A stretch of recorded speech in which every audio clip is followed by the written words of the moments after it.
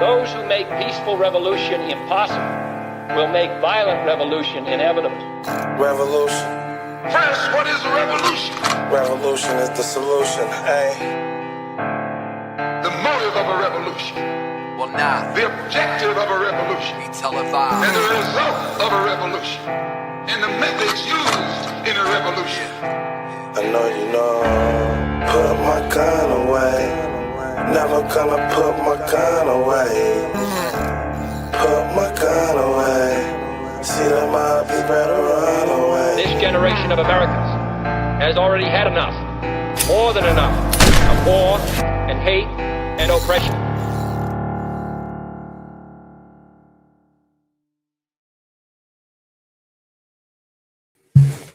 Hello, Internet.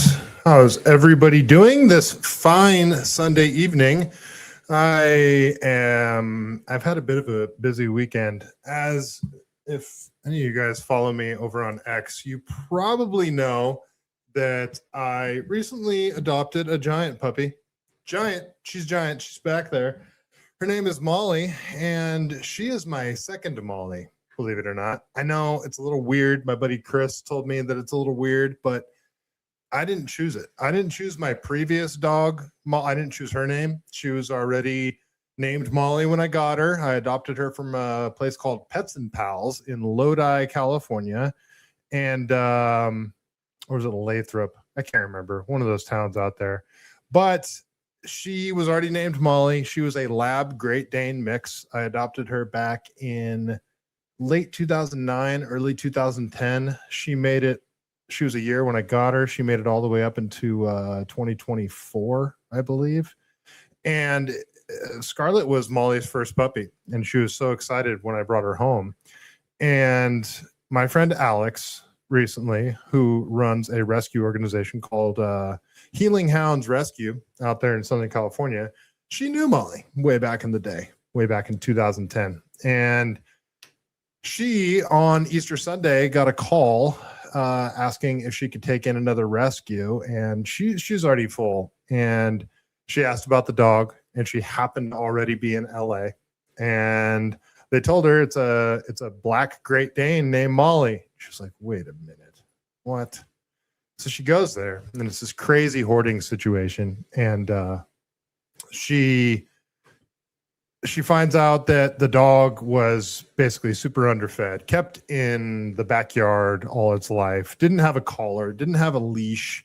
I mean, super neglected dog. She was 9 months old, and she looked just like my old Molly. And she decided to take her in, and naturally, I was the first call she made. And she, of course, she didn't call me. She texted me, and she sends me pictures. I'm like, you son of a bitch. You freaking got me. So I'm just gonna share some pictures of my old dog Molly here, just so you guys get an idea of what I'm talking about here. Because seriously, this is my old dog Molly here. That's her with her first friend Scooter. This is way back in 2010. She was around 9, 10, 11 months in this picture. And Molly, you want to come here? You want to come up here? She's being a lazy Great Dane right now, so I'm sure she'll pop her head up at some point in the show. This is Molly, my OG Molly, back when she was probably 6 years old, 5, 6, 7 years old, something like that. And here's her again around that same age. Here's her when she was 4. So lab Great Dane mix, sweetest dog ever, had major separation anxiety. She was a rescue as well, so she had her own previous issues. But this now I just gotta show you, this is new Molly. I mean, come on, the side by side, this is new Molly, and this is old Molly. Old Molly, new Molly. So you can clearly see they look very much alike, and yes, their temperaments are pretty much the exact same. So yeah, I had to get her. Also, Scarlet, who you guys can probably see in the background here, she's cuddling with Molly right now. She was obsessed with my old dog Molly. absolutely obsessed with her. Slept on top of her, followed her everywhere. Like if Molly left the room, she would follow her into whatever room she went in. Same thing, like Molly allowed me to train Scarlet to be off leash because she just went wherever Molly did, and Molly had great recall. And when Molly died, Scarlet was just absolutely freaking devastated. She was just visibly sad, didn't know what was going on. And then she had another sister named Chiva, who was a German Shepherd, and she died about a year later. And I swear Scarlet hasn't been herself ever since. And it's been about a year since Chiva passed away. And we moved to this new place, and you know, like she does fine. She loves going on walks. I still take her to the lake and stuff, or the river, I should say. And you know, she's doing great, but I just felt bad leaving her at home all day. She's by herself, and drove down to Pismo Beach, San Luis Obispo on Friday. Brought Scarlet with me. It's about a 3-hour drive for me, and we met at a restaurant that happened to be this dog-friendly restaurant. My friend Alex, who I haven't seen since like 2011, something like that. She brings Molly up, and they immediately hit it off. Like immediately. Let me see. I think I got some pictures from their first meeting. Actually didn't pull any up. But I mean, to give you guys an idea, this is that night. So this picture here, this is literally 6 hours after they met. Best buddies already. This one here is the next morning, you know, just staring out the window. What's going on? Just Scarlet immediately just became best buds with her. They have been pretty much adorable ever since I brought Molly home. And this is them on their giant bed. And this just made me so freaking happy. They just cuddle up together and they sleep on the same bed. Scarlet has her own bed. It's over here, but she prefers to sleep on Molly's bed next to Molly. So yeah, that is the situation. So I'm pretty stoked that I got her home. I'll just play a couple other things just because if you guys can't tell, I'm very excited that I got Molly home. This is so today's the third day that I've had her, and we have in the little community that I live in, they turned basically an abandoned tennis court into like a dog park area. So it's fenced in, and this is Molly's, like, for all I know, this is Molly's first walk. Like, she doesn't know anything. She's still very standoffish. Everything is loud and scary to her. But today she realized, oh crap, I'm off leash and I can run around. And this was sort of her reaction right here. She is a beast. Scarlet.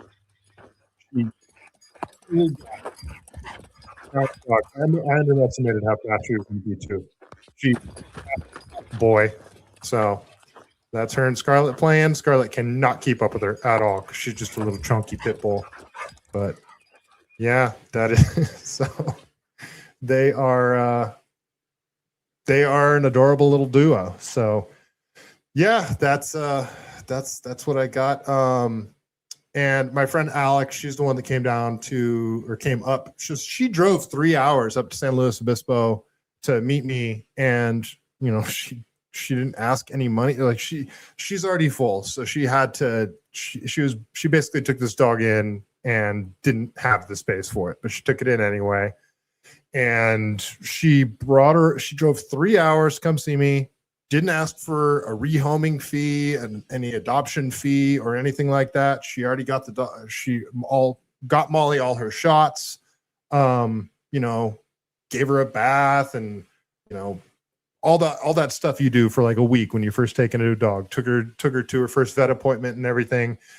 And so yeah, she just did all of this like out of the goodness of her heart. And you know, it's the more I learn about rescues, the more I learned that most of them are extremely underfunded and they don't get the sort of financial support that they deserve. So this is her website here. This is healinghoundsrescue.org. I encourage all you guys to go to the website, and there's a little there's a couple of tabs. You could foster a dog, you can donate, or you can actually adopt a dog. So this tab here click to donate. I highly encourage all of you guys to donate to Healing Hounds Rescue because, I mean, it's 501c3 organization and it's, a very small organization, and Alex is basically constantly, spending money out of her own pocket to do this kind of stuff. So yeah, encourage all you guys to go there and check it out. She's doing the Lord's work. So, all right. That is sort of the update with Molly, the pup date, if you will. Why is the StreamYard chat so dead right now? Are you guys there? If any of you guys are there, say something into the chat. Do I have something wrong with the chat right now? Let's see here. All right, let me actually go to YouTube and just see something really quick. Make sure that it's okay. Looks like I'm live on YouTube. Am I live on X? Looks like I'm live on X. Am I live over on Rumble? I think I'm live over there as well. So, all right. Yeah, if you guys are watching, drop something in the chat just to make sure that, so I can make sure that everything is working properly. Let me send this out really quick. All right. All right. That is all I got for the Molly situation. But, let me see if I can introduce you to her at least. Molly, you come here. Come here. Come on. Come say hi to everybody. Come here. Good girl. All right. Here's this big dopey beast. This is Molly. Can you guys see her? Of course you can. She's all black, though. So it's, what did I just do here? So this is Molly. She's the newest member. Hey, where are you going? Where are you going? I'm trying to feature you on my show, Molly. All right, you guys can see her back there. Look how freaking tall she is. She's only 9 months. She's grossly underweight. Boss Tina, nice to see you. She's only 90 pounds. She should be like 110. And, you can see her pelvis. You can see her hip bones. You can see her ribs, but not for long. I'm going to fatten her up. Not make her fat, but she will definitely get some meat on her bones. I'm trying to feed her 3 times a day, smaller meals, because the whole stomach thing. Do you guys know about the stomach thing with Great Danes? Their stomach can literally flip over in their abdomen, and it just they could die within like an hour.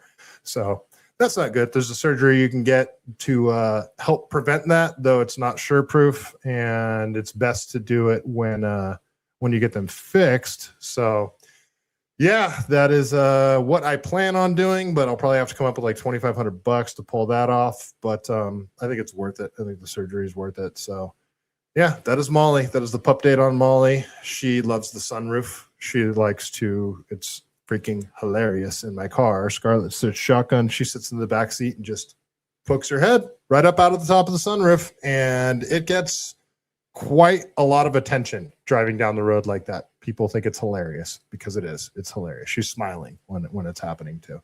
I have some other pictures of it, but that's enough. That's enough Molly for tonight, wouldn't you guys say?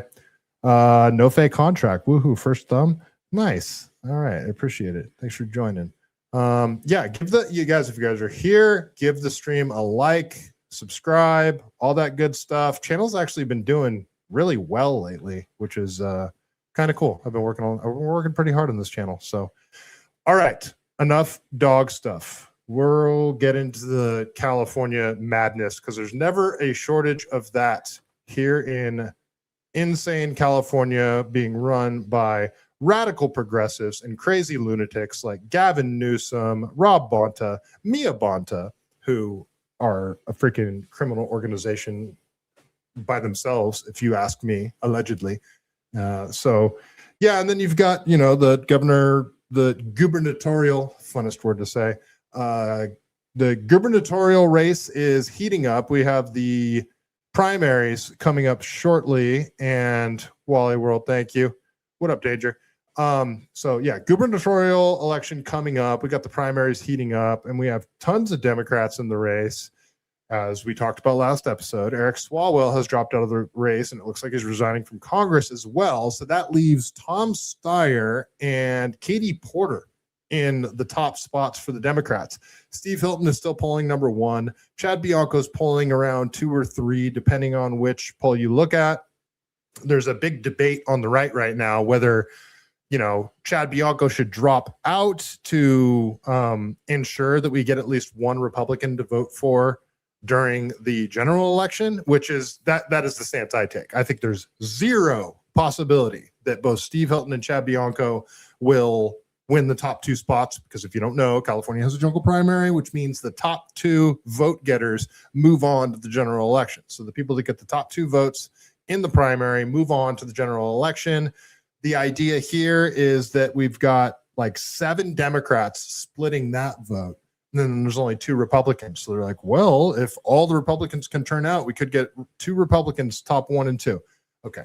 We already know, well, we highly suspect that California elections aren't exactly on the up and up, with universal mail-in ballots sent to everybody, old voter rolls with people that have moved out of California that are no longer alive.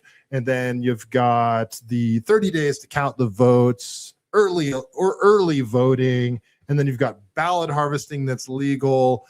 You don't require ID. In fact, it's illegal to ask for ID when someone's voting. All of these things together make California elections ripe for fraud. I'm not saying for sure that fraud happens, but if it were to happen, it'd be pretty easy to do with those things that I just talked about. So do you guys really think that California Democrats are going to allow 2 Republicans to move on to the general election? It's not going to happen. But there's some people that are convinced that that's a possibility. It's not. But anyway, so I think Chad Bianco should drop out. But and I still think before the primary, before ballots are sent out, that multiple Democrats are going to drop out. So anyway, let's just get into some interviews about the election here. So we've got Javier Becerra. He is, I don't know why he's still in the race, but he just did an interview with Alex Mickelson, and they were talking about temporarily suspending the 61 cent per gallon gas tax imposed on Californians by the California government. And it's incredible. It's things that libertarians have been making fun of for decades. But how would we pay for the roads, you guys? How would we pay for some of the worst roads in the country if we didn't have the extra 61 cent gas tax? Like the 7 bridges throughout the Bay Area that charge $11 per car going across the bridge, bringing in millions of dollars a day, or the toll lanes, the left lane that they've set up to where you got to pay $7 to drive 10 miles on many of the freeways in California. In addition to the gas tax, all the different ways that California collects money that is specifically to go to the roads, but instead it goes towards infrastructure that's only going to extract more money from Californians. It's another conversation. But Javier Becerra is like, we can't get rid of the gas tax. How are we gonna take care of the roads? So let's listen to him talk to Alex Mickelson. And you guys tell me if you think do you agree with Javier Becerra here? Does he got a point? Are we not going to be able to afford for our terrible roads if they get rid of the 61 cent per gallon gas tax? Gas prices remains a huge issue. We want to put up on the screen the gas prices right now in California. The national average is $4.07, which is way up since the war with Iran started. In California, we're at $5.85, and the gas tax in California is 61 cents a gallon. Matt Mahan, the mayor of San Jose, fellow Democrat who's running, has said we should suspend the gas tax temporarily to try to give Californians some relief. You agree with that? How about we suspend Donald Trump and we can bring the price of gas down much more than the 61 cents that we. Okay. So right there, right off the bat, that is infuriating to me. So I've been talking about this for months, that once the national gas average goes up, Californians like Gavin Newsom and other shit libs are going to be able to point to Donald Trump and say, look how expensive he made gas. When California gas prices are already on average around $1.80 higher than the national average. And that's not just because of the gas tax. That's because California has refineries shutting down, and we have to have our own special blends that are specific just for California. And California has made it unaffordable for refineries to stay in business. It just doesn't make business sense for them to, keep their operations running. So we're soon losing our Benicia plant. That is the, is it Chevron? I can't remember what the Benicia plant is, but the Phillips 66 plant out in Southern California, that one already shut down. We used to have a lot more refineries, and now we're down to very few refineries. I don't have the exact numbers with me right now, but so two reasons. You've got the cap and trade, the California gas tax, and then also just the fact that it's more expensive to produce gas in California due to the regulation on oil and gas industries. So even before this war with Iran started, you could be making the same point. Hey, should we temporarily... It's funny because taxes themselves are always only supposed to be temporarily. Valero over in Benicia. So thanks, Danger. So taxes are always introduced as just a temporary thing anyway. Before the war started, couldn't Democrats have started saying like, hey, should we temporarily suspend the California gas tax? Because, Californians are having a hard time getting by right now. All prices are astronomical, and the working class people that have to commute 50, 60, 70, 100 miles a day, maybe we could give them some relief. The middle class, the lifeblood of California. My dog is borking in her sleep right now. Look how cute she is. Look at her. Her and Molly over there cuddling. You see their heads next to each other? Anyway, sorry. They could have suggested temporarily or altogether getting rid of the California gas tax before the war started. But I apologize. I'm ranting right now, but Javier Becerra is saying essentially that gas prices are high because of Donald Trump, which in part is true. But again, California gas prices are astronomically higher than the national average due to Democrat policies. So I'm gonna let him respond again. So let's listen to what Javier Becerra has. It's only 1:35, so I'll let the rest of the clip play before I add any more nonsense to this.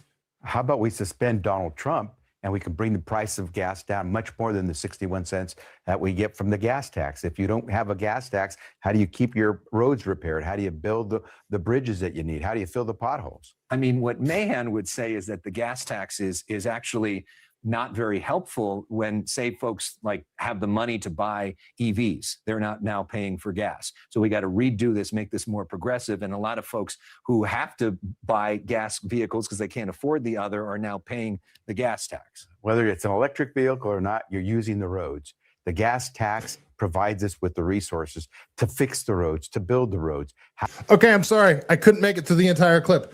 Well, you're using the roads, so you got to pay the gas tax. What about our car registration? I have a 1990 vehicle, and it just cost me $300 or something to pay the registration. So what about that? And then he mentions, how are we going to build the bridges? Every car that passes over the bridge, 7 different bridges in the Bay Area, pays $11 a day. One bridge brings in millions of dollars every single day. The bridges pay for themselves over what? 2, 3, 4, maybe 5 years of a bridge's existence, it pays for itself. Who's going to fill the potholes? Well, again, what about all of the toll charges that we have to pay to the fast track devices and being in the left lane when you travel from McLaughlin to whatever exit on Highway 880? They charge you per mile that you drive already. So he's just talking about the gas tax. In addition to this, they're testing right now a mileage tax based on literally charging you per mile that you drive. How they're going to enact that, I don't know. If they're going to check your odometer, if they're going to force everybody to have some sort of electric tracking device in their car, like a fast track that tells the government how many miles you've driven. Everything he's saying right now, California doesn't have a revenue problem. They have a spending problem. They are not fiscally responsible. So that's my argument. That's my first argument. Anytime they talk about introducing new taxes, like the billionaire tax that so many people are hopped up on about, that, oh, billionaires got to pay their fair share. It's like, hold on. First of all, let's put the billionaires aside for a second. Has California proven that they are fiscally responsible enough to justify giving them more money? with all the fraud, waste, and abuse that we have, is it really a good idea to give the California government more money? I don't think so. And do you think a temporary billionaire tax is really only going to be imposed on billionaires? When billionaires start moving out, who do you think they're going to transfer that tax to? Oh, well, now it's just going to be high wage earners. Where in California, if you make $150,000 a year, you're barely getting by, but they'll call that a high wage earner. It's going to be applied to the middle class.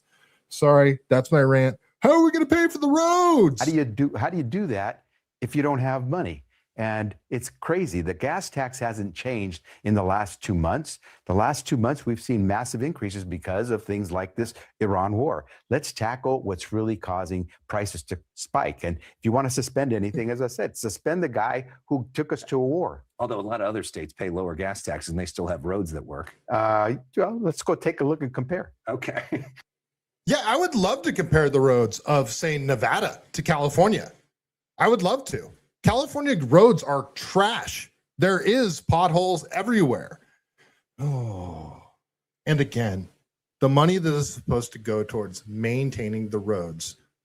If anybody that lives in the Bay Area that has lived here since, say, 2015, there's a stretch of Highway 880 in between about the intersection of 880 and Highway 92 in San Leandro, and all the way down south as far as like McCarthy Ranch, so Milpitas.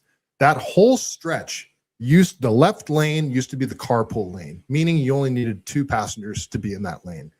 They spent, I don't know how much money they spent, but it had to have been millions, possibly billions of dollars, putting in new, probably flock cameras as well, but cameras with license plate readers with, it's a big giant pole with a sign on it, has a bunch of cameras on it with a digital sign. And now to use that lane, you have to have a fast track device. And they charge you, it is essentially already charging you a mileage tax because it says, in between these next 4 exits, it's $7 to use this lane, and it'll charge you. So they take money that is supposed to be towards maintaining the roads. They take that tax dollars and put it towards infrastructure that will extract more dollars from regular working class people. So let's not even pretend that our tax dollars, our registration, our toll fees are going towards the roads. They're not. All of this stuff is meant to extract more money from the middle class. That's how they use our tax dollars, to extract more money from the middle class, line their own pockets, pay off unions that are going to back their campaigns. Oh, sorry. I get fed up. I get fed up with these people. Danger, I'm in Nevada almost once a month, and their roads are far superior. Oh, well, there you go. Well, I'm going to take your word for it because it helps my arguments. So I'm going to take your word for it. Okay, let's keep going. We're one story in, and I'm already triggered. That's amazing. All right, let's move to Tom Steyer. Okay, so Tom Steyer is, if you think Gavin Newsom's bad, Gavin Newsom isn't even really a leftist. He supports leftist policies, but he's an opportunist. He's going to jump on whatever bandwagon boosts his social or his political career. And, he would be, he's more of a capitalist. He runs his wine company, Plump Jack, and he's an opportunist. But Tom Steyer is a radical leftist, like radical, just insane policies from this guy, which is crazy because he's a billionaire and he supports the billionaire tax, which some way he'll find a way to weasel his way out of it somehow. But Tom Steyer wants to put actual ICE agents in jail. And he put out this long article on X. It's just funny because I can picture Tom Steyer being like, I'm going to use this new X article program that they have on this platform now. So he wrote an actual article on X, and we're going to read it here. So California, how California can put ICE in jail. The true test of a leader is not who they disparage and attack, but who they defend and uplift. Donald Trump attacks and robs the most vulnerable in our society while protecting and enriching the most powerful. I've made it clear. ICE must be abolished. ICE is acting like a criminal organization, carrying out indiscriminate racial profiling and using violence, intimidation, terrorism, and the murder of Americans to extend Trump's rule by fear. It's not enough for Democrats to simply engage in rhetoric and stand against ICE or Trump. California must build a system that fights fire with fire. To stop the authoritarian takeover, we must counter ICE head on and go after both their agents on the streets and their leadership within the Department of Homeland Security. You got to fight authoritarianism with authoritarianism. How do we do this? The way we look at the same way that we took on the mob. So he's comparing ICE to the mob. Put ICE agents and their leadership in jail for their crimes, because that's how you take on a violent extremist group and win. Okay, what are their crimes? As governor, I will do the following 5 things. Each point builds on one another to create a comprehensive strategy that gives the state of California the power it needs to take on ICE and win. First, I will go after ICE's modus operandi, using racial discrimination to detain, arrest, attack, and brutalize Americans. I will pass aggressive legislation that builds on current California statutes and allows any law enforcement agency from profiling anyone based on their race, ethnicity, language, occupation, or location. We are done letting federal badges serve as a shield for abuse in our state.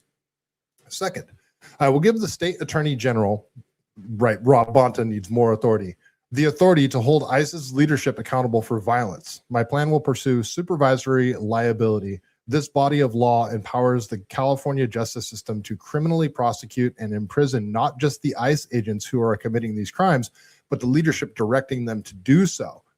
Is he talking about putting Trump in prison? Okay, that question. I didn't say that's what he was referring to there.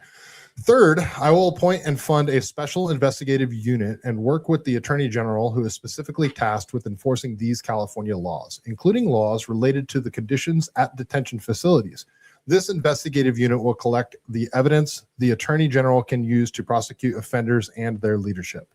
Fourth, I will bring those detained and kidnapped by ICE back home by creating a much larger and stronger immigration legal defense infrastructure in our state, funding for more attorneys, investigators, and accredited representatives, as well as legal aid and law school programs to assist and help those who have been imprisoned without due process.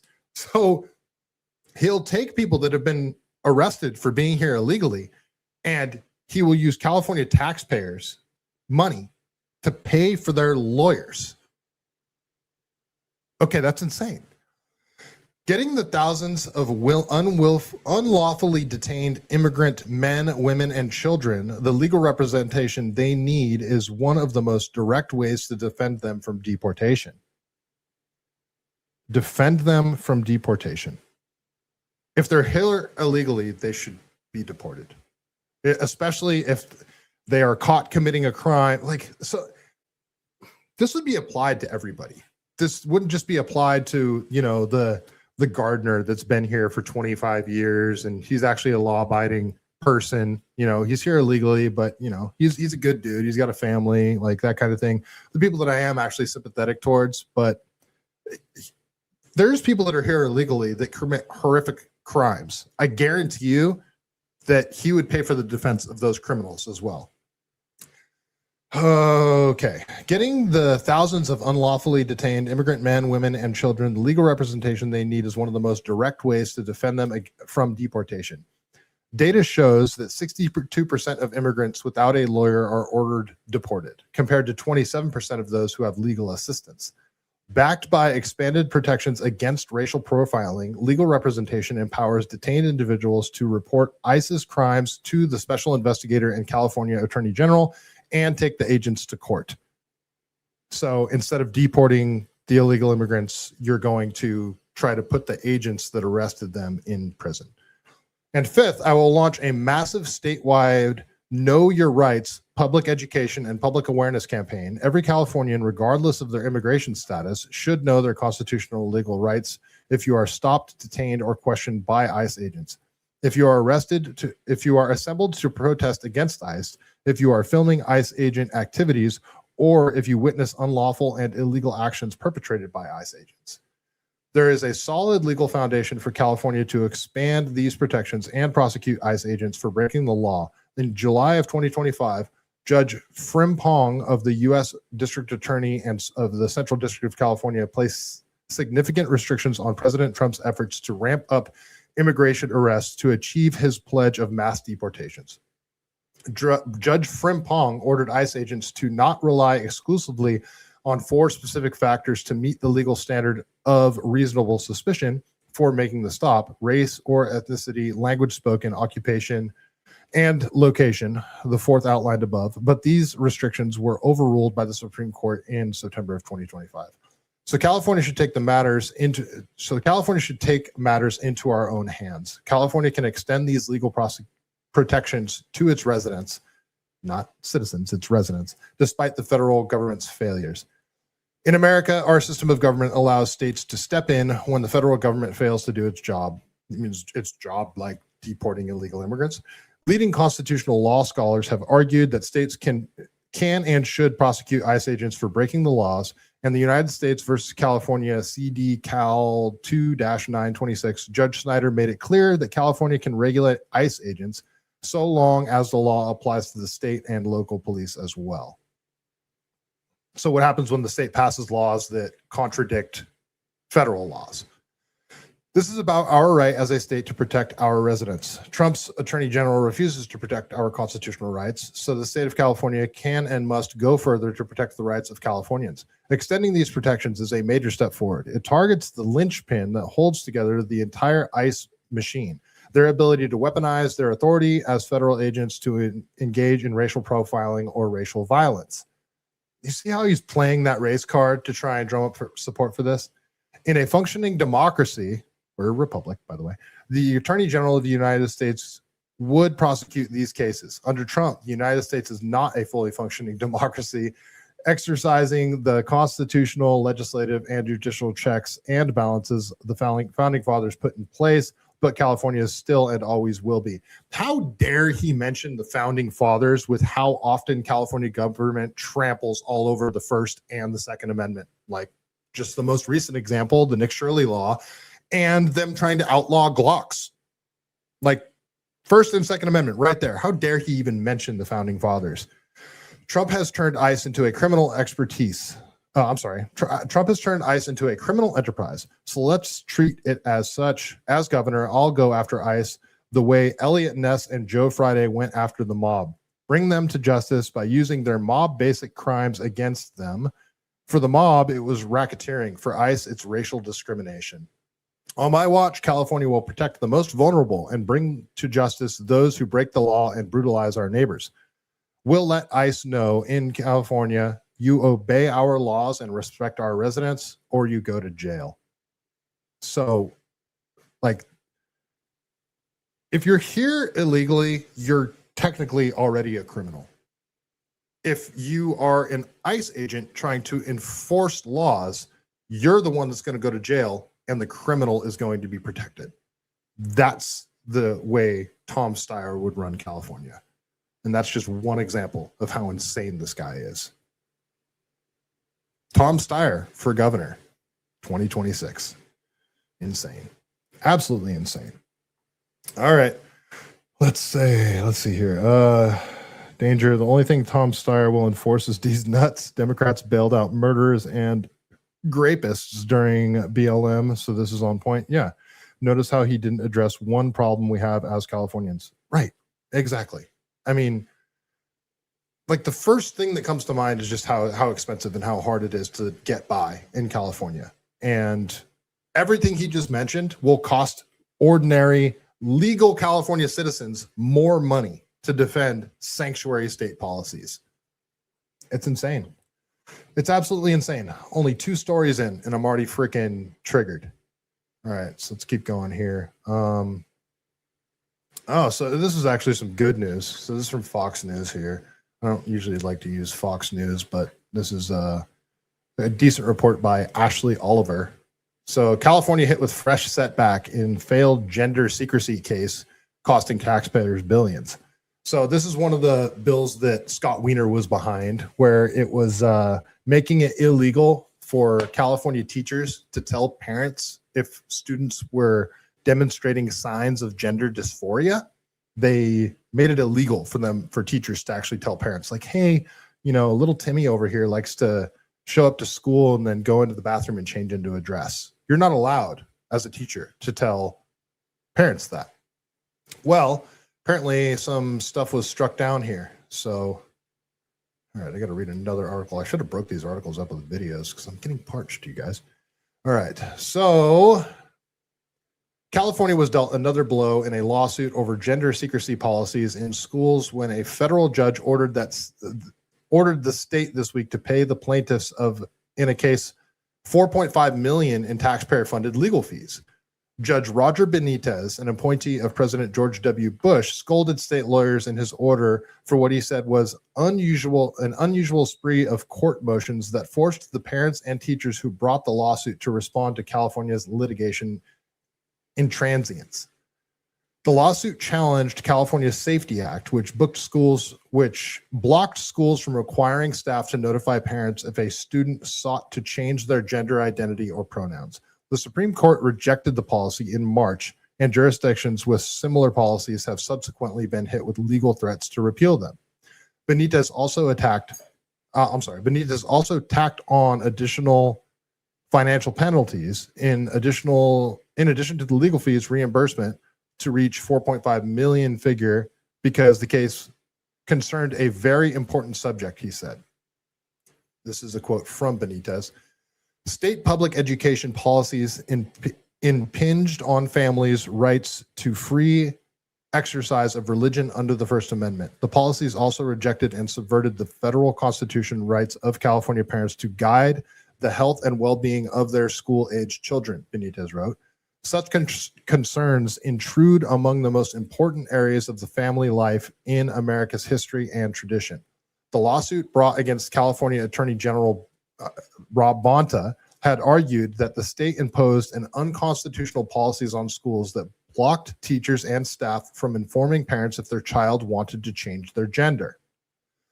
The Supreme Court sided with the parents in a 6-3 emergency order saying California's policy, which blocked what critics described as a forced outing of students, was likely unconstitutional.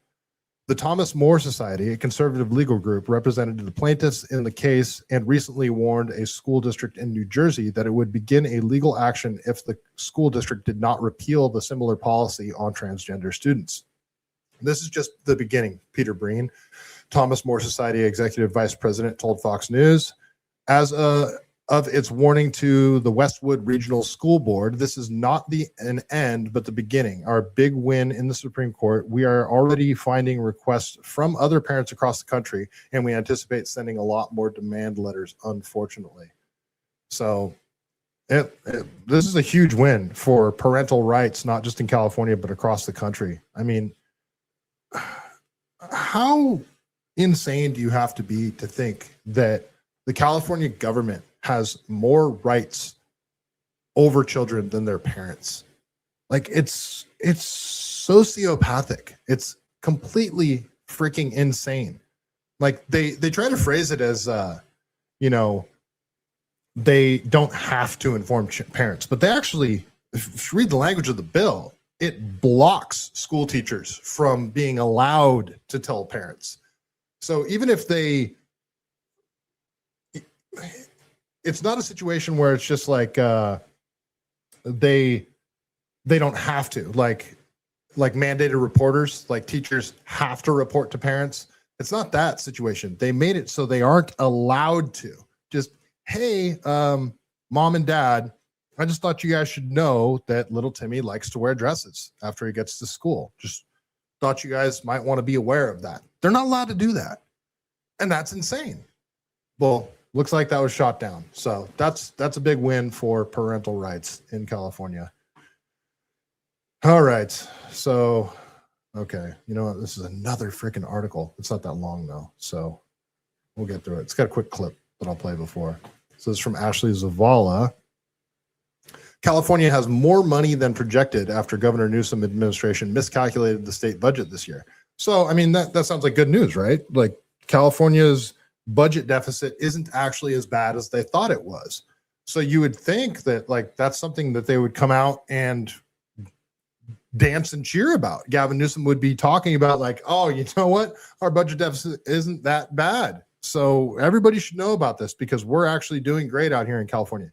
But for some reason, they tried to keep that secret. Why? I can only speculate. I don't know. Why did they want to keep this secret? Well, minutes ago, we told you about a $2 billion accounting error in this year's state budget, $2 billion with a B. Now, this error goes all the way back to January, but KCRA3 learned through a leaked memo today. It was a leaked memo to state lawmakers that they were told about this in mid-February, months ago. Now, the miscalculation means the state actually has more money than was previously projected. And Governor Newsom's Department of Finance just responded to a request on the comments saying, quote, we told legislative leaders and the LAO back in February that we would update how we estimate these payments once this issue was identified. We've already made that adjustment, and it will be reflected in the revised budget next month, end quote. And it is still not clear why state leaders have not made this public. All right. So what gives? What's that about? Let me pause this because it's going to autoplay. No immediate All right. So Ashley Zavala writes. response from President Trump.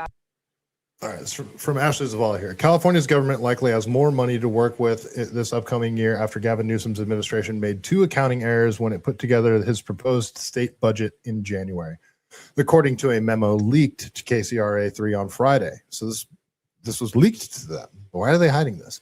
The accounting errors were related to the state's retirement system known as CalPERS, totaling $2 billion. Governor Newsom in January projected the state would have to grapple with a $2.9 billion shortfall. The confirmed miscalculation means that the shortfall could be much smaller. Okay, great news.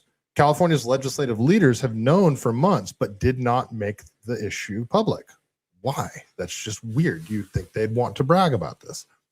Gabe Patek, who leads the state legislature's Legislative Analyst Office, that's the LAO, confirming the accounting mistake to KCRA3 on Friday. Democrat leaders kept the $2 billion accounting mistake under wraps after Patek's office flagged the issue in a memo to state lawmakers in February. The memo stated Governor Newsom's administration made 2 errors. The first involved double counting CalPERS contribution rates for the upcoming year, which the LAO said was a $1.6 billion miscalculation. That's quite the decimal error there. The second issue involved incorrect contribution rates when the administration calculated how much money the state would need to contribute to CalPERS in the years ahead. The LAO stated that that mistake amounts to about $450 million. Given the size and complexity of California's budget, it is not uncommon that we come across errors stemming from calculation mistakes or formula errors, Patek said in an email to KCR3 on Friday. Indeed, part of the role of our office is to serve as a check on the administration's budget calculations. So in the case of CalPERS example, you are correct. We did identify a double counting error, and given this error is on the larger side, we notified the legislature of our situational awareness.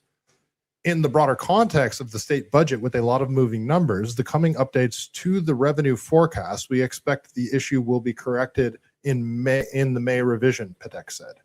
It was not clear as of Friday why state lawmakers and the Newsom administration didn't tell the public about the $2 billion error. State lawmakers have been having numerous hearings on the state budget since the beginning of the year. Newsom's administration on Friday denied that it's an error. Huh? Okay. Were they embarrassed about the error? That's why they didn't want to talk about it? That seems weird. This isn't a calculation error. It's revision to better estimate how these payments are made, said H.D. Palmer, a spokesperson for Newsom's Department of Finance. We told the legislative leaders and the LAO back in February that we would update how we estimate these payments once the issue was identified. We've already made the adjustment, and it will be reflected in the revised budget next month. I just thought of something. The administration continues its track record of lacking transparency, preferring to keep the legislature and the public in the dark to avoid having to justify cuts while spending millions on other pet projects, said Assemblyman David Tangipa, Republican out of Fresno, who is the vice chairman of the Assembly's Budget Committee. KCR3 reached out to Democratic legislative leaders and lawmakers who led the budget committees in the Assembly and State Senate and asked why they did not notify the public about the miscalculation. These are tracked in January and May budget revisions of the administration. This is standard practice, said Jason Sinsley, the budget advisor for Assembly Speaker Robert Rivas. When asked to clarify if it is standard practice to not let people know when billions are miscalculated, Sinsley repeated his statement.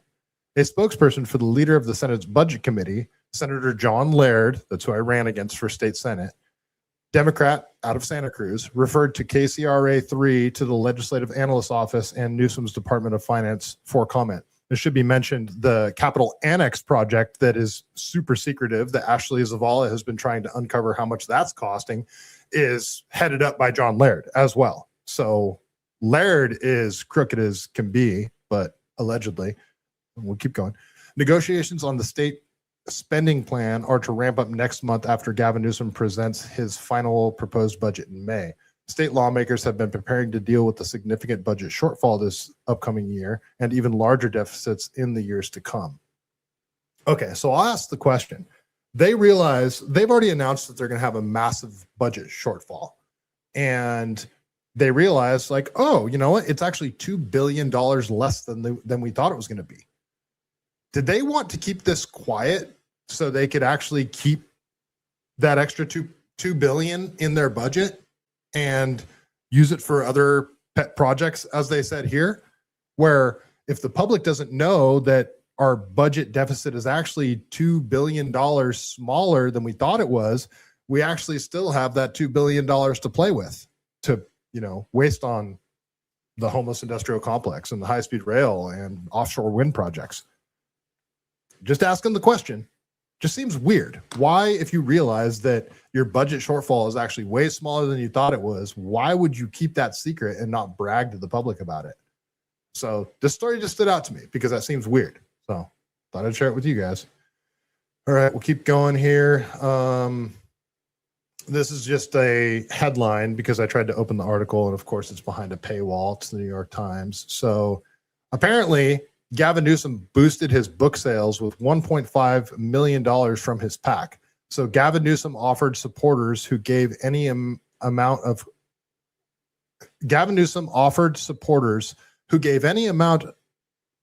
a copy of his book. Roughly 67,000 donors received the memoir, according to accounting for roughly two-thirds of his total print sales. So interesting. Newsom boosted his book sales with $1.5 million from his PAC. So I wish I could read the whole article, but I don't have access to it because I'm not paying for the New York Times. All right. So this just frustrates me here. So this is from Wall Street Apes. This is from CBS News Los Angeles. It's a clip from there.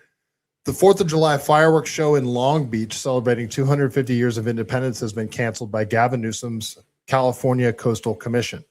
Newsom's commission says fireworks pollute the water despite the organizer showing 10 years of testing proving this false. Despite the testing, the Coastal Commission said the fireworks show is too environmentally unfriendly.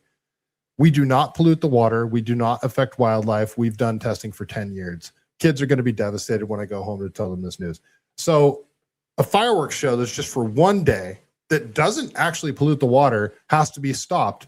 But again, the offshore wind project, where they're planning on putting massive windmills out in the middle of the ocean near Morro Bay and up north, that, I mean, are going to have catastrophic effects on the environment for, marine mammals that use sonar to help guide where they go because of the constant pounding of the windmills, the environmental hazards of the massive ships that they're going to need to service these windmills, the fact that they are loaded with hundreds of gallons of gear oil. So if any of them catch fire, all that gear oil is going to fall into the ocean. And you all see what happens when a windmill catches fire. It's a catastrophe. We'll now add that to the water. Not to mention the span of a windmill on land is approximately 20 years. Add salt water to that. It's probably going to be 5 to 10 years at that point. And in addition, the spot in Morro Bay that they want to put these offshore windmills is right in an annual migratory path of birds. So there's just massive environmental catastrophes that could possibly happen because of this project that is going to be another high-speed rail type money laundering operation. That can go forward because, you know, it's going to line the pockets of politicians, actually big oil, because Shell and BP are one of the biggest bidders on these projects. Ironically, it's going to line the pockets of, you know, politicians, unions, and big oil.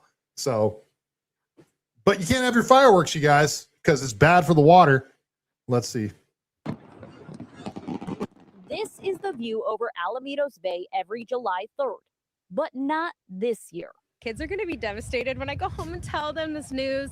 Katie Jackamer's father, John Norris, has organized the Big Bang on the Bay fireworks show for the last 15 years. The view is best outside his waterfront restaurant. Fireworks, to me, it seems like it's just the best way.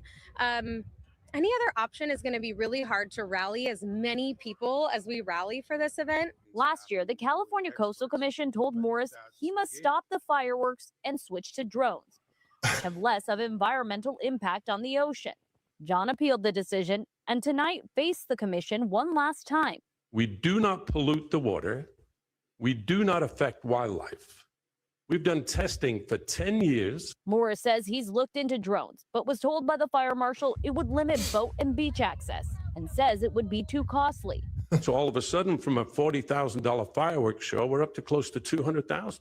But critics also spoke out about environmental impacts of fireworks. Boat owners report finding dead birds in the marina every year after the Big Bang. For organizers, the fireworks show is what brings in donations from the community that eventually go towards nonprofits across the city. Belmont Shore Rugby Club, they have a workforce initiative, they have an educational initiative, they have scholarship initiatives, and they just said this is their biggest, fundraising event a year. In the end, the Coastal Commission decided to double down. No fireworks show. John's community is hopeful that others will continue to rally around an event that's meant so much to so many, whether that means drones or possibly something else. I have to just get a little bit artsy and creative of how we're going to make this year happen. It's not just how overbearing the California Coastal Commission is. It's the fact that it's always this double standard where they'll talk about like a bird died or a fish died or this plant over here died and shut down huge events because of that. But they're going to have no problem again with the offshore wind project because, that's going to bring too much money to too many important people. You can't have your fireworks. Fireworks are a cornerstone of, my dog's running. Fireworks are a cornerstone of the 4th of July. And I mean, everybody loves going to the beach and watching a fireworks show. It's just freaking Coastal Commission, man. They are out of their minds. I hate it. All right. My dog. I'm nervous when my dog just ran downstairs. Molly's staying up here though. All right, let's keep going here. So flock cameras. All right, this portion of the stream is going a lot longer than I anticipated. I'm probably only going to be able to cover a couple subjects. So Sage of Echoes, motorboat fishing polluted more than fireworks. I believe it. I'm going to motorboat you, Sage of Echoes. You hear Molly growling back there? She's got a ferocious growl too. Molly, what are you doing? All right, so let's talk about flock cameras. You guys know what flock cameras are? They are one of the most frustrating things regarding the surveillance state. It's license plate trackers everywhere that further track everywhere you go. Well, there's a ton of them in San Jose, 474 of them to be exact. So this is from Road Track News. San Jose's 474 license plate readers face federal class action lawsuit over warrantless tracking. So this is another Mayor Matt Mahan. This is his city. He's running for governor as well. So on average, driving through San Jose, California means sharing the road with about 2.7 automatic license plate reading cameras every square mile of the city. Across the city, spanning roughly 178 square miles, San Jose is huge. It adds up to a staggering network of 474 flock safety cameras, quietly tracking just about every passing vehicle. Now, 3 residents are asking a federal judge to shut it down. Good. Normalize vandalizing flock cameras, I say. On Wednesday, Tony Tan, Scott West, and Colin Wolfson filed a class action lawsuit in federal court against the city, arguing San Jose's sprawling surveillance network violates the Fourth Amendment by tracking every driver without a warrant. According to the complaint, each camera logs not just a license plate, but also a vehicle's make, model, color, and distinctive details like bumper stickers or roof racks or dents or anything like that. Story that informed for 30 days and making it searchable by thousands of government employees across California and the private companies that hold the subscription rights to these flock cameras, because that's how these flock cameras are worked. It's a private company that essentially gives a subscription to law enforcement agencies to use the cameras. So they have access to all this data. The Institute of Justice, which is representing the plaintiffs, says San Jose's database was searched nearly 2.5 million times in the second half of 2025, averaging more than 15,000 searches every day. The lawsuit also claims more than 1,000 San Jose employees and staff from almost 300 other government agencies in California can access the system without a warrant, probable cause, or supervisory approval. And the plaintiffs are not asking for a big payout. Instead, they want the court to force San Jose to delete all captured data within 24 hours, unless police have a warrant or other legally recognized exception. They are seeking just $1 in nominal damages and a declaration that the city's surveillance system is unconstitutional. That final demand would be a gigantic victory for privacy advocates if achieved. That would be huge. And this would actually help the mileage tax thing if they tried to do this digitally. The complaint argues San Jose's program goes far beyond traditional policing because it tracks everyone, not just suspects.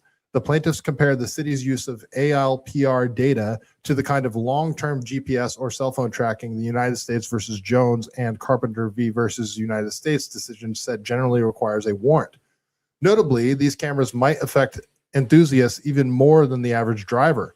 After all, enthusiasts are more likely to have unique wheels, lighting wraps, roof racks, and other identifying features that use ALPR cameras that these ALPR cameras track. The San Jose City Attorney Susanna Alcala Wood told Road and Track that the camera system has been designed to follow the law and protect privacy rights of citizens. Well, that's reassuring. The city's ALPR cameras are only mounted in public areas and take pictures of vehicles as they drive on public streets and pass in view of the camera, Wood said. The San Jose Police Department has robust, transparent policies in place to ensure that information is not misused in any way, including policies that prohibit direct access to the data to private entities, out-of-state law enforcement agencies, or federal agencies. Wait a minute. These private entities are the companies that install these flock cameras and own the flock cameras. They lease them out to the SJPD as a subscription service. The SJPD doesn't own them. They don't have the rights to the cameras or the data that they collect. The private companies do, and they can sell them to the highest bidder. So what are you talking about? Like, it doesn't apply to them. Access to our ALPR system is tightly controlled and limited to authorized SJPD personnel only. That's only within the subscription service that you guys are using. Access to the system is controlled by the company that installs these cameras and collects the data. What are you talking about? These policies are routinely reviewed and updated, as was the case recently when the city amended its retention schedule, reducing the length of time the ALPR data is kept from 365 days to 30 days. In all cases, access to ALPR data by SJPD employees is logged and auditable. Okay, but that's just the SJPD employees. Not everybody else that uses them or has access to that data. According to the lawsuit, however, abuse of systems such as San Jose's is unfortunately all too common. Officers have repeatedly been caught using ALPRs to stalk people. There have been reports of officers using them to retaliate against critics and even track down a woman in Texas who allegedly had a self-administered abortion. Road and Track reached out to the Institute of Justice for comment, but did not receive a response at the timing of writing. We'll update if we hear back. Yeah, flock cameras, man, that's a whole other rabbit hole. There's Ben, is it Swan? I can't remember. So this one guy has a great YouTube channel where essentially all he does is talk about flock cameras, and it's a whole rabbit hole in itself. It's pretty insane. All right, you know what? This is an hour that I've talked about California stuff, so I need to probably skip a couple of these stories. So yeah, we'll go to this last one. This is sorry, my dogs. This is about the homeless industrial complex. So this is also from Wall Street Apes. This is Fox News. This is where the homeless money in California goes. Democrats gave an NGO $23 million. The NGO used it to buy a mansion in Los Angeles, a $125,000 Land Rover, a second home in Greece. Okay, I think this is the Shangri-La guy. The U.S. Attorney's Office in LA says they are actively investigating at least 12 other similar fraud cases here in California. So yeah, there's so many of these cases. There's so many different homeless industrial complex NGOs that get taxpayer money, and they're just busting them one by one. There's hundreds of them, thousands probably. So let's watch this quick clip. Say this man was contracted with the city and county of Los Angeles to house and feed up to 600 homeless people, but instead he was misusing tens of millions of dollars to live a luxurious life. Exclusive Fox video shows the Fed's early morning bust here at the LA mansion. 42-year-old Alexander Suker was arrested. Suker's $125,000 Land Rover was also seized by law enforcement. The Fed say Suker defrauded the city and county of LA out of $23 million in taxpayer dollars for not only his mansion and car, but a second home in Greece, luxury vacations, designer clothes, and private schools. So this is an older story. This is the Shangri-La guy, I'm almost certain. He was living the high life while the people suffering, homeless on the streets with no shelter, no food. They're living out in the streets. People are literally dying. And this guy is out vacationing, buying homes, buying Range Rovers, and going shopping. Prosecutors say Suker was supposed to provide 3 nutritional meals a day to the homeless, but during one inspection, Suker only had canned beans and ramen noodles on hand. The Feds say Suker lied about various aspects of abundant blessings, including fake vendors, facilities, and the homeless actually getting meals. The U.S. Attorney's Office in L.A. says they are actively investigating at least 12 other similar fraud cases here in California. First Assistant U.S. Attorney Bill Asaley says there's a tremendous amount of fraud in this state, and that today's bust of one man who misused $23 million alone may show how little oversight there is. California was pushing this money out quickly. A lot of money went out the door with, frankly, very little vetting, very little checks and balances, and he's one of the individuals that got it. The suspect is scheduled to make his first appearance later today. He faces up to 20 years if convicted on a federal case. The local district attorney is also planning on prosecuting. John. You guys know that I've been rather disappointed with the Trump administration, but Bill Asaley, of all the Trump appointees, is doing the best work, if you ask me. What he's uncovering with California fraud is invaluable, not only for recovering these taxpayer funds or stopping future fraud, but spreading awareness to the rest of the country of exactly how insane the fraud, waste, and abuse is here in California. So kudos to Bill Asaley, because he's doing some great work. And yeah, it's pretty impressive, and it's encouraging. So, all right. There's like 3 other stories that I want to talk about, but I imagine this one's going to take some time. So I'm going to skip ahead to this one. So you guys, I'm sure you guys heard about Trump flip-flopping on FISA. And if you guys aren't aware of what FISA is, well, I mean, it is something that goes back to the Nixon administration, I believe, but there's like a carve out in the FISA warrant laws that allows the federal government to spy on people in foreign countries. But there's like a loophole in this law to where if people from foreign countries that are being spied on without a warrant, if they're talking to an American, they can collect that data and spy on the American as long as they're talking to someone from a foreign country. Well, does that give them extra ways to use this loophole to spy on Americans that just happen to talk to somebody from a foreign country, and they just say, "Oh, well, talking to someone from a foreign country, we can wiretap his phone." Like that's the worry about this loophole in the FISA laws, spying on Americans without a warrant. Well, I mean, this is back in 2024, in April of 2024. Trump says, "Kill FISA. It was illegally used against me and many others. They spied on my campaign." Donald J. Trump. That's from 2 years ago, April 10th, 2024. So, I mean, this is literally what Trump, like, he literally said, "Kill FISA." So this is his post here from True Social, April 10th, 2024. "Kill FISA. It was illegally used against me and many others. They spied on my campaign, Donald J. Trump." Okay, so what changed?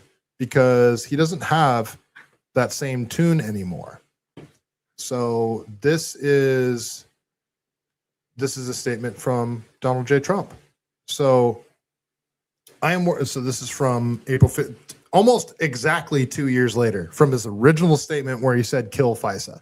This is from April 15th, 2026. So 2 years and 5 days later, he says, "I am working very hard with our guest speaker, Mike Johnson, with our great speaker, Mike Johnson, along with Chairman Jim Jordan and Chairman Rick Crawford to get a clean extension of FISA 702 through the House of Representatives this week. I am asking Republicans to unify and vote together on the test vote to bring a clean bill to the floor. We need to stick together when this bill comes before the House Rules Committee today to keep it clean. When the dirty cop James Comey, the failed head of the FBI, went after me, he was using FISA Title I, the domestic collection, not FISA 702, the foreign collection." The FISA 702 still has the loophole to spy on Americans, which needs to be extended today. Why? Why do you need that to be extended? While parts of FISA were illegally and unfortunately used against me in the Democrats' disgraceful witch hunt and attack in the Russia hoax, and perhaps would be used against me in the future, I am willing to risk the giving up of my rights and privileges as a citizen for the great military of our country. I am willing to risk the giving up of my rights and privileges as a citizen for our great military. What did you just say? He just says it right there that he's willing to give up our rights to privacy for the federal government to not spy on us, but for safety. That's what he's saying. This is freaking bonkers. Our military patriots desperately need FISA 702, and it is one of the reasons we have such tremendous success on the battlefield. I have spoken with many in our military who say FISA is necessary in order to protect our troops overseas, as well as our people here at home, from the threat of foreign terror attacks. It's in the name of terrorism, you guys. This is so George Bushy, it's insane.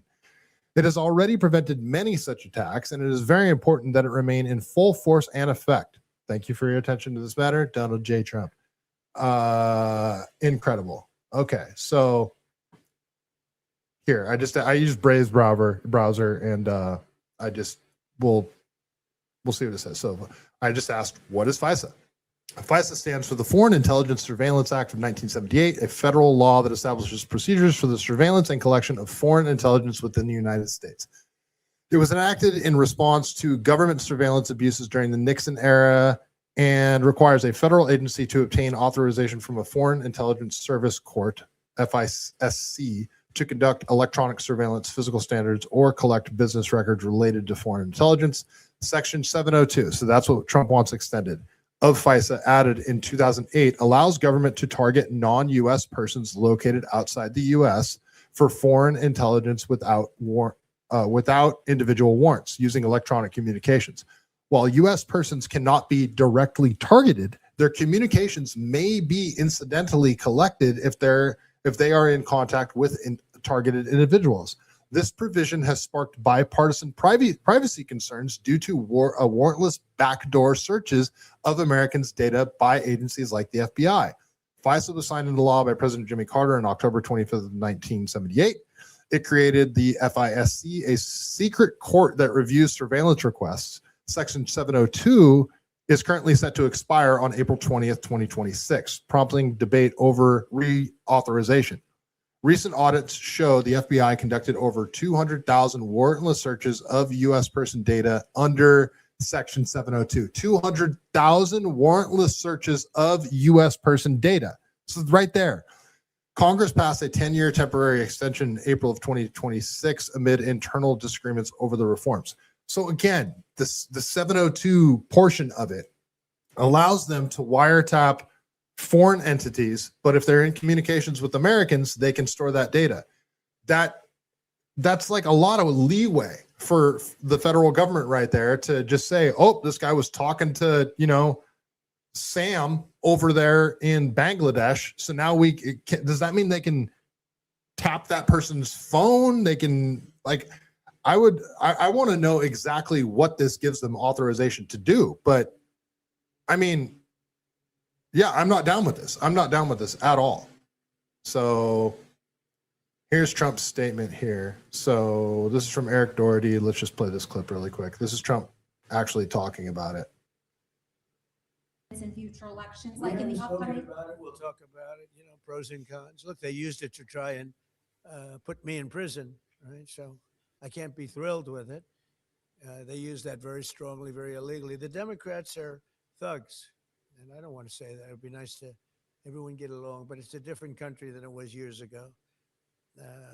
It was very dangerous the way they used it, and they weaponized government. They used that to weaponize government. So I'm not thrilled, but I'll also go along with two groups of people, the military, and I think the military likes it, right? And I'll go along with the senators. I'm fine. But I was a big victim of it. Yeah, please. Are you going to send Jerry? In future elections, like in the upcoming. We'll talk about. Oh, was that quiet? Let me see if I can. Let me turn that up a little bit. So I think that is this one here. Danger, will you let me know if this is louder now? Pros and cons. Look, they used it to try and put me in prison, right? So I can't be thrilled with it. They use that very strongly, very illegally. The Democrats are thugs, and I don't want to say that. It would be nice to everyone get along, but it's a different country than it was years ago. It was very dangerous the way they used it, and they weaponized government. They used that to weaponize government. So I'm not thrilled, but I'll also go along with two groups of people, the military, and I think the military likes it, right? And I'll go along with the senators. I'm fine. But I was a big victim of it. Yeah, please. Are you going to send Jerry? In future elections, like in the upcoming. We'll talk about it. So yeah, warrantless spying on Americans. I'm not down with it. I'm not down with it at all, you guys. I don't care if they're using the excuse of, oh, it's going to help stop the terrorists. I'm not buying it. I'm not buying that bullshit. Northside over on Rumble. Nice to see you. He says we need to give up our rights for Israel, coach. It says it so in the Torah. I mean, all right. This is a clip from, this is from Drop Site News, and I know a lot of you guys don't like Drop Site News. I do, but they're Soros funded. Well, let's pay attention to what they're actually talking about. It's not like Soros funded DAs that are letting criminals out early for no reason. All right, so from Drop Site News, Rep. Gregory Meeks, a Democrat of New York, one of the Democrats leading the charge to whip Democrats' votes on the clean reauthorization of FISA. So it's a bipartisan effort. So when Republicans and Democrats agree on something, that it's probably not good for American citizens. In particular, so this guy's agreeing with Stephen Miller, the guy that Democrats hate, justified his position by claiming he has to do his job to prevent terrorist attacks that could be prevented by an extension of Section 702. When pressed by Drop Site's Julian Andrione on the fact that Section 702 was renewed last month through March of 2027 and the backdoor search loophole was used to spy on Black Lives Matters protesters in 2020, Meeks reiterated his talking points that he had just been debunked, saying, ultimately, I'm going to have to make a decision when it's on the floor. There is already information that I've been able to receive that have saved us or our allies. Section 702 has prevented terrorist attacks. A vote is possible on the House floor as early as this afternoon. So let's listen to what Meeks has to say here. So I just want to ask you what the specific rush is to get a vote on FISA, given that 702 was renewed last month through 2027. I think that it expires next week or something of that nature. It was independently renewed in March. But that's what, is coming in. I don't think rush is, you got to talk to the Republicans. They put this back up. They can't agree on it. Apparently, they don't have a rule, so we'll see what happens. Are you comfortable with the fact that the backdoor search loophole, for example, was used to spy on Black Lives Matter protesters in 2020? I think everybody agrees that we don't like the Trump administration and trust many of what they do. But, I have a job also, which I'm looking at in terms of making sure that there's not a terrorist attack. And so I have certain opportunities to sit in classified meetings and look at certain things along with Mr. Himes on the Intel Committee. And so it comes down to decisions oftentimes of national security also. And so I have to weigh both of those in making this determination. Clearly, I don't trust, I don't like, I wish, the best way, if we were in charge, we wouldn't have these instances like we did with the Biden administration, who was able to make certain changes and put certain security in there. Will you explain how we need to do that? Will you explain how it would facilitate a terrorist attack to eliminate the backdoor search loophole? There are certain things that I can't talk about because I get it through classified information. There's certain things that I can't talk about because I don't know what I'm talking about, and I'm just trying to push this agenda to give the government more power to spy on Americans. And so, is it constitutional for them to be able to access those communications without a warrant? No, I don't think it is constitutional. Then there should be an amendment. So, yeah, I agree. I said we need to work on it, but I have this administration. We're trying. I know that Mr. Himes and so did he just say, I know it's unconstitutional, but we need to do it anyway because this is our opportunity with this administration that I dislike so much? Is that what he just said? And is working along with the Judiciary Committee. We've got some thoughts of what should be in there. We're trying to put them in there. If in fact they can't get the votes on their own in the rule, then maybe that we can get some further things in the bill that will secure us in both ways. But given that 702 was renewed, as reported by the New York Times last week, that it was renewed last month until March 2027. All I know is if there's a vote on the floor, I have to vote.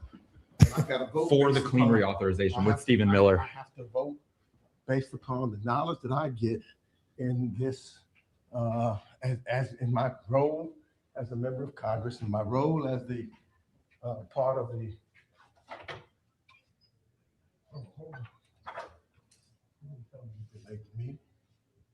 I hate politicians so much.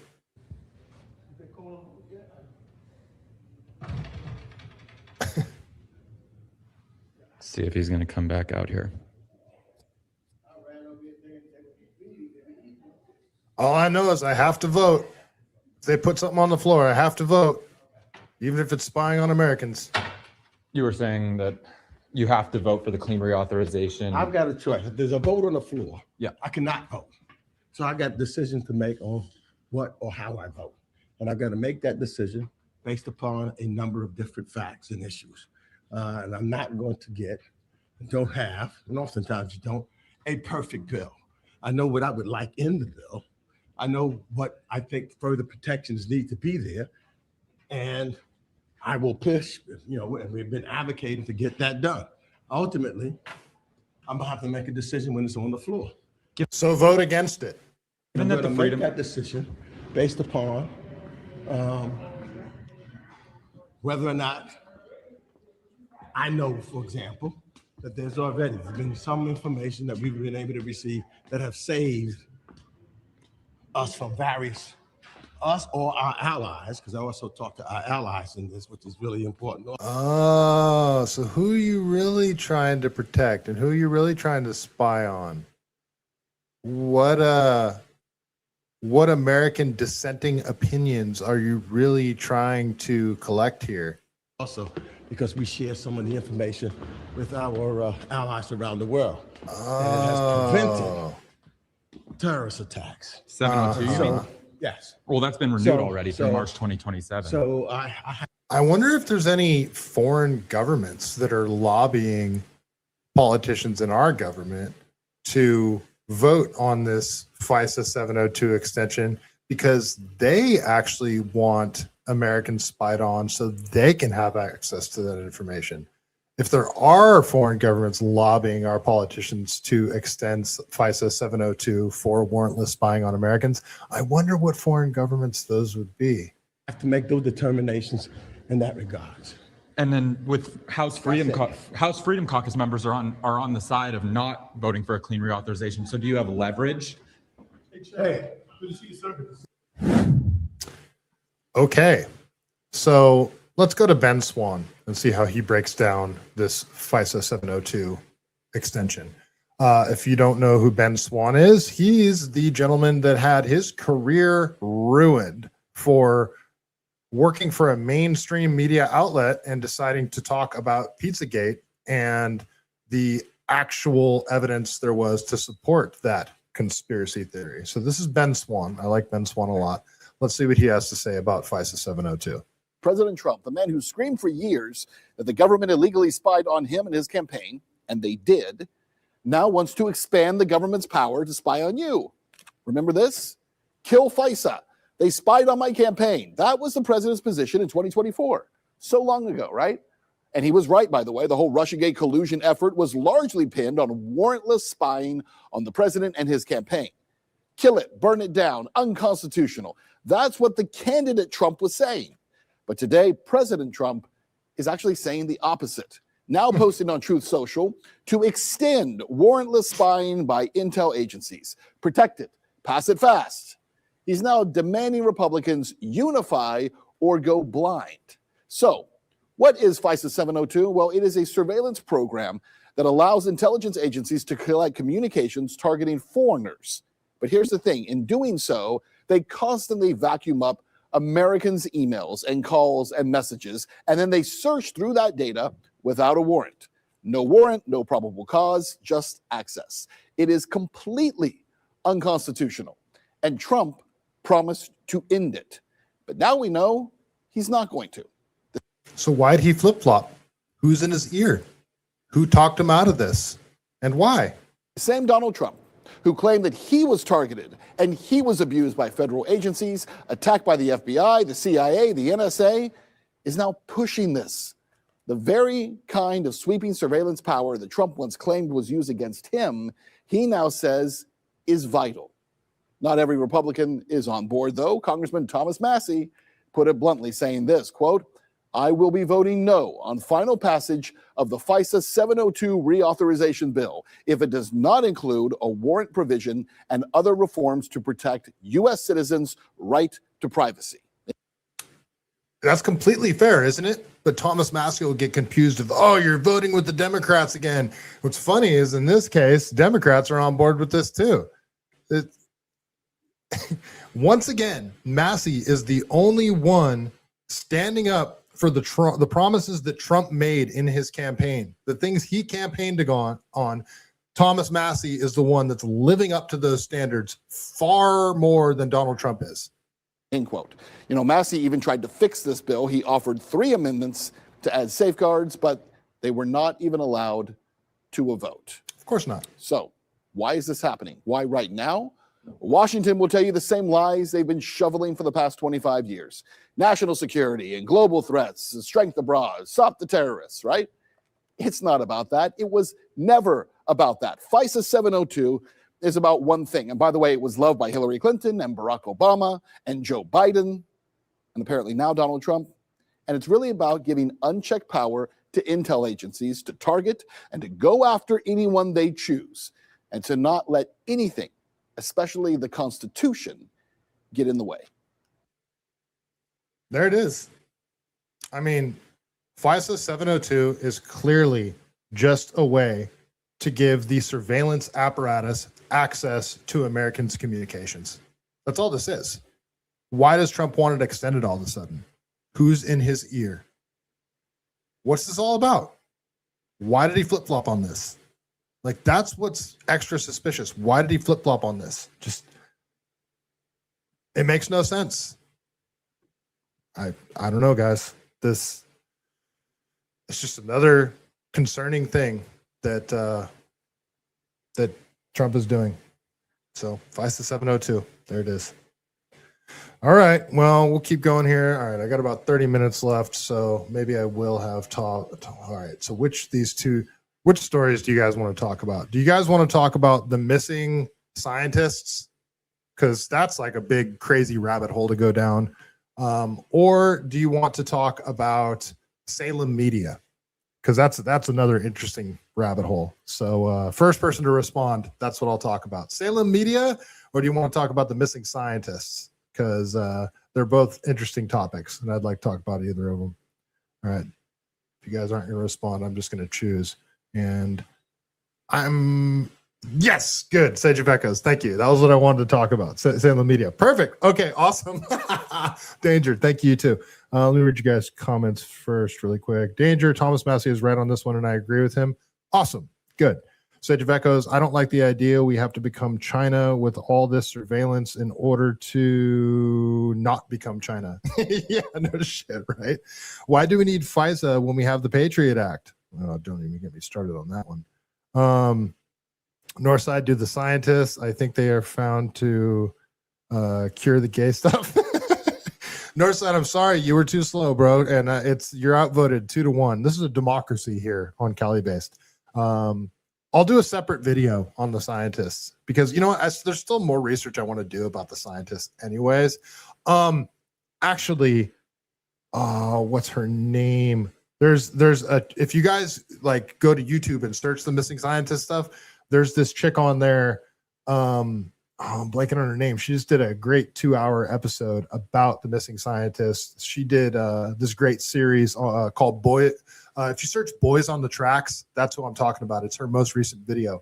Boys on the Tracks is about the 2 kids that were found dead on the railroad tracks in where was Bill Clinton? Arkansas. And it ties into the whole Barry Seal cocaine shit. It's a wild story. She did like a 3-part episode on that. She just did a 2-hour stream. God, I can't believe I'm blanking on her name right now. She just did a 2-hour episode on the missing scientists. So you guys go check that out. She does a way better job than me anyway. All right, so let's talk about the Salem media stuff because this is kind of interesting. The Salem media is a conservative media group. They have, podcasters, they have radio people, they have like a Christian section of their group, and it's just interesting because Max Blumenthal, think about whatever you want about him. Yes, he's a leftist, but he does excellent reporting. So here, let me just go to this clip. This is from Laura Trump, and we'll see why that's relevant in a little bit, why this Laura Trump clip is relevant. So I'll just play the clip first, and then we'll discuss it after. So Laura Trump on Fox News talking about making a deal with Iran. Because you want to talk about what the United States of America can do? Take a look at this video. Take a look at all the videos he's posted of the bombs dropping, of the explosions, of us targeting something the size of basically a fingernail, our United States military. It is really impressive. It has so much more gravity to it when you see it like this. And I just think it's so impressive because, again, we have never seen something like this happen. We've never had a president like this willing to do this sort of thing. And hopefully it's all for the best, for the entire world, the best for our people, the best for the rest of the world. And just to go back to what you guys were talking about with the allies, this president has talked about how disappointed he is with the NATO allies. He also talked last night about the fact that the people who rely on the Strait of Hormuz to get their oil need to step up. Now's the time they need it. We don't need it here in the United States of America. they're going to have to step up and do something about it. I thought his speech last night was really powerful, and I think that he sent a message then. He's sending a message now with this video as well. Guy, and we Okay, all right. America's great. We can target bridges, and we're so excellent with how accurate we are with our weapons in Iran, even though on the first day of this war, we sort of accidentally, actually do think it was accidentally, blew up a school and killed 160 schoolgirls that are around ages 7 to 10 years old. And nobody seems to be talking about that anymore, just how huge of an atrocity that was, either based on faulty intelligence or I'm thinking possibly even using AI to acquire their own targets. But, our military is so fantastic. We can target awesome things and blow them up like bridges, civilian infrastructure. So Max Blumenthal took that video and quote tweeted it and says, Laura Trump is broadcast on Salem media, where she and her bro-in-law hold a key stake. Salem media's chief strategy officer is a registered foreign agent for the Israeli government. The war of terror she celebrates is an outcome of a formal merger of Trump Inc. with Greater Israel. Huh? What are you talking about? She has a stake in the Salem media company, and the chief strategy officer is a registered foreign agent for Israel? That seems weird. What do you mean? Let's listen to Max Blumenthal expand on this further. Salem Media is an Israeli foreign agent. It is listed in a Foreign Agent Registration Act form with the Department of Justice as the delivery mechanism for a major contract between Israel's foreign ministry and Clock Tower Strategies through a German firm called Havas to propagandize the American public. We're talking about $10 million of direct payments to podcasters and influencers, as well as hundreds of millions of dollars. So you guys remember the influencers on X that were allegedly getting paid $7,000 per post? Could this have anything to do with it? Guys like Cam Higbee, probably Misfit Patriot, Officer Tatum, like guys like this. To cover the deliverables. And the Salem Media Group chief strategy officer is a federally registered Israeli foreign agent named Brad Parscale, who heads Clock Tower Strategies. Laura Trump, who is Trump's daughter-in-law, and Donald Trump Jr., who is Donald Trump's daughter, now own a 30% stake in Salem Media. So they have effectively merged through this foreign agent business deal with the Israeli foreign ministry. The Trump family has merged with the Israeli foreign ministry. Okay, so really think about how insane the implications of this are. The Trump family has an ownership stake in Salem Media, and their chief strategy officer is a registered foreign agent with Israel. Are you guys grasping how insane that is? Like the conflict of interest, to say the least. I mean, the T word could be thrown around regarding this. This is insane, you guys. You have an Israeli foreign ministry. Okay, so I heard Max Blumenthal talking about this, and I was like, all right, let me just ask Brave Browser. So I prefer Brave Browser's AI over Grok. So I just decided to start asking Brave Browser some questions. So I said, who owns Salem Media? Salem Media Group is a publicly traded company with ownership distributed among shareholders. It was founded by Stuart Epperson and Edward G. Astinger III, who remain influential figures. Epperson serves as chairman and Astinger is as CEO. As of April 2025, so this month, Donald Trump Jr. and Laura Trump became stakeholders in the company through a strategic deal. Though the exact ownership percentages were not disclosed, the company trades over the counter under the ticker SALM, having been delisted from NASDAQ in December of 2023 due to non-compliance with exchange requirements. So that's an interesting tidbit right there by itself.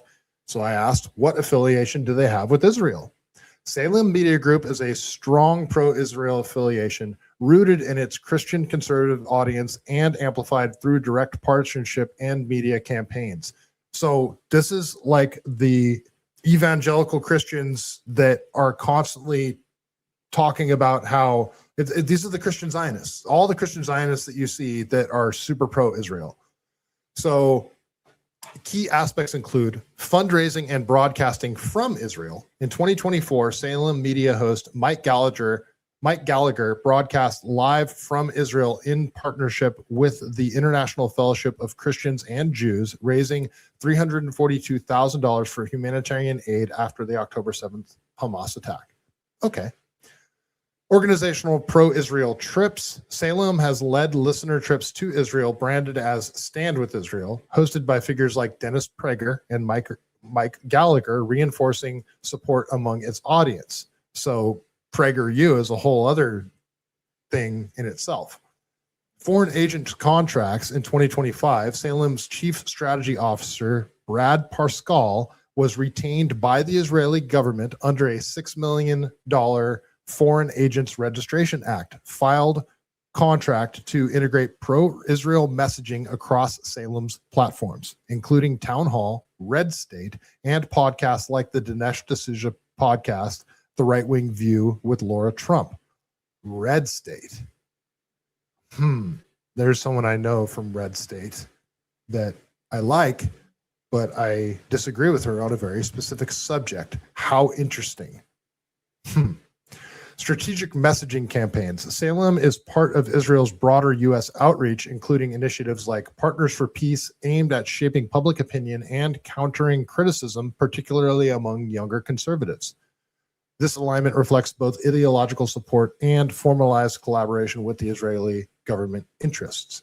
So it's literally Israeli propaganda.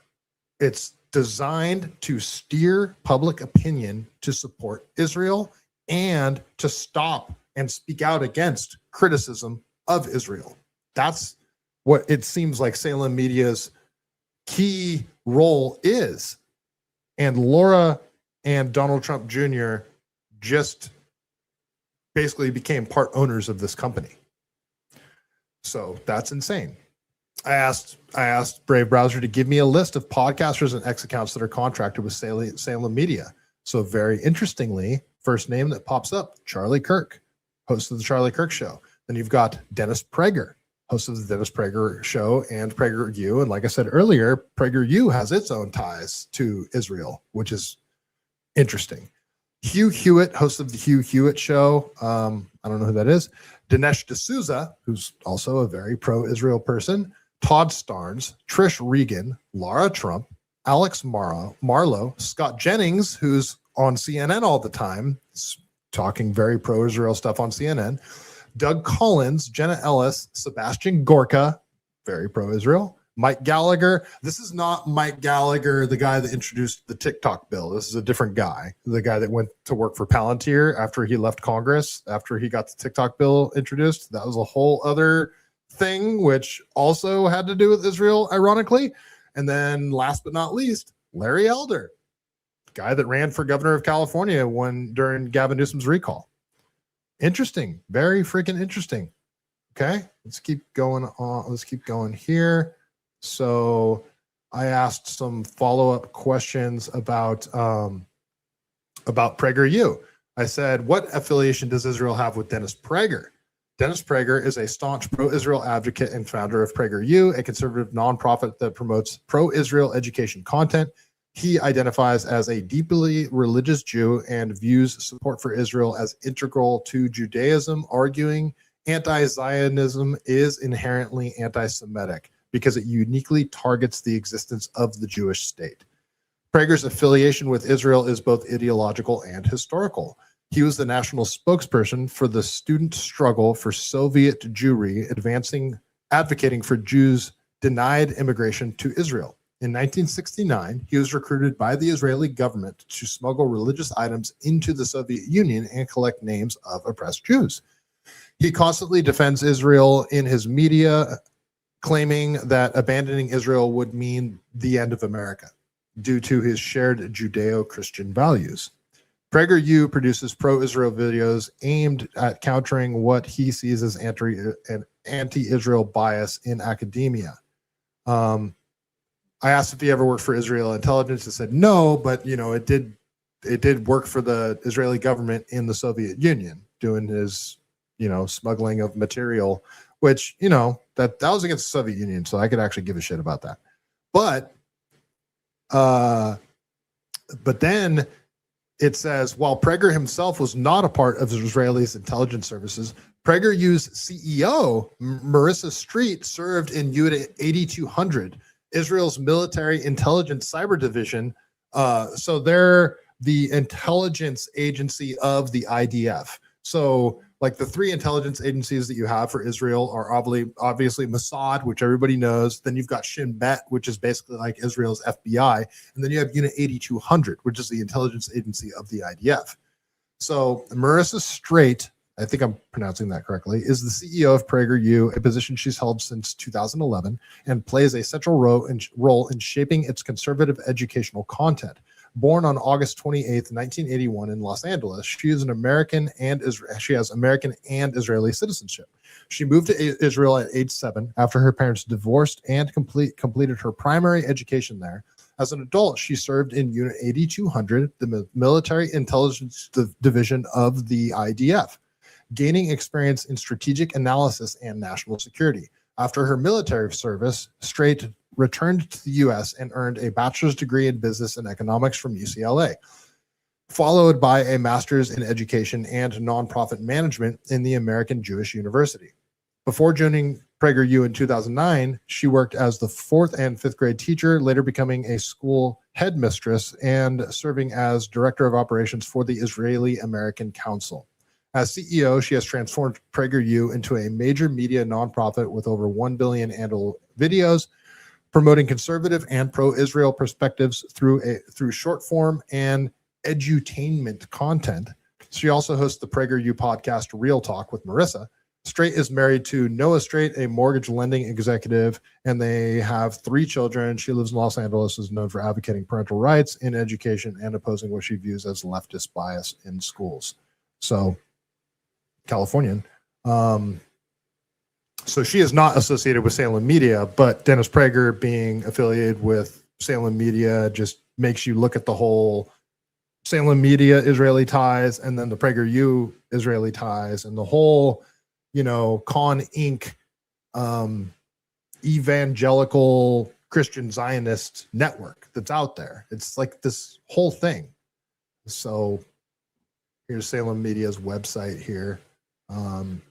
And I was just like sort of cruising through Salem Media's website, but the one thing that sort of jumped out at me was I believe it was podcasters and what was it? Conservative media. I should have stayed. Oh, that's careers at Salem. Let's see. Conservative media. Okay, so you got Scott Jennings, Mike Gallagher, Larry Elder, The Alex Marlowe Show. What was I trying to find for you guys?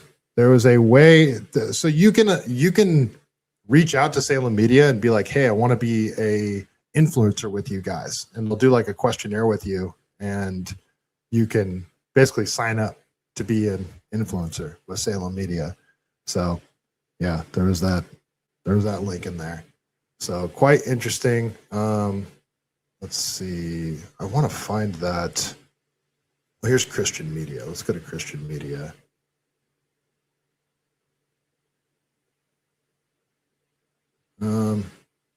Well, I'm not finding what I was looking for, but it is very interesting that Charlie Kirk was with these guys, and after his passing, how TPUSA went full Israel first. So let's go to careers. No, it wasn't careers either. Contact. What was it? All right, I guess I can't find it, but our business, who we are. Salem influencers. Let's go to that. Oh, okay. I am an influencer, so I can click on I am an influencer. Okay, so reach your audience without concern. Our Salem influencer network remains true to the Salem Media Group brand. Our influencers have highly engaged followers that see them as friends and count on them for trusted advice on topics such as marriage, parenting, fashion, finances, beauty, travel, dating, etc., home decor. Though organic paid influencer campaigns, through organic paid influencer campaigns, our influencers will help you grow your brand responsibly. We help influencers connect with brands. We have decades of experience in knowing what products and services are embraced by family-friendly consumers. Our representatives have deep, trusting relationships with brands and ad agencies to go back decades. Our leadership understands the best practices with influencer marketing. The constant feedback from our influencers have been, we've been praying for someone who would do this. There was something that jumped out at me that I really wanted to show you guys, but can't seem to find it here. What we do. Let's go to what we do. Yeah, you can't click on any of these. So yeah, there was. Yeah, I guess I'm not seeing it. So I don't want to leave you guys on standby as I'm just looking for this stuff. Let's see who some of their investors are, though.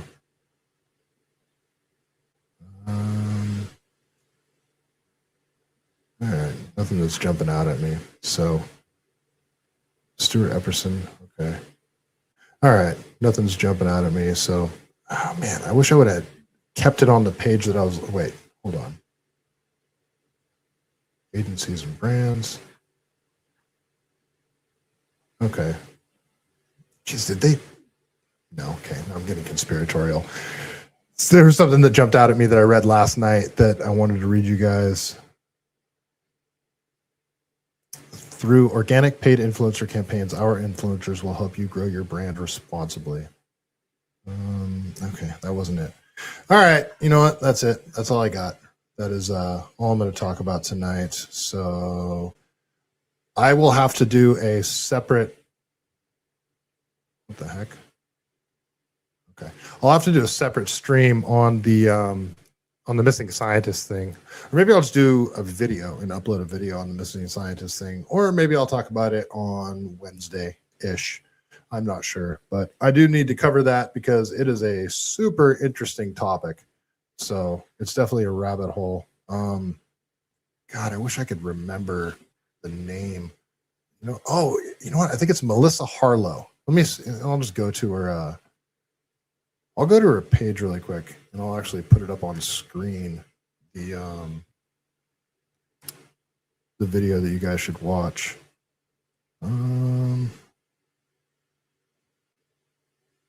Where's my history?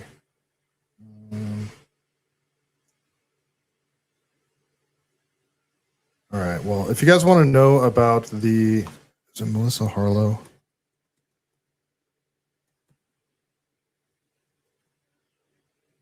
No. Damn it. All right. I'll tweet it out because I can't find. It's easier to find on my phone my history.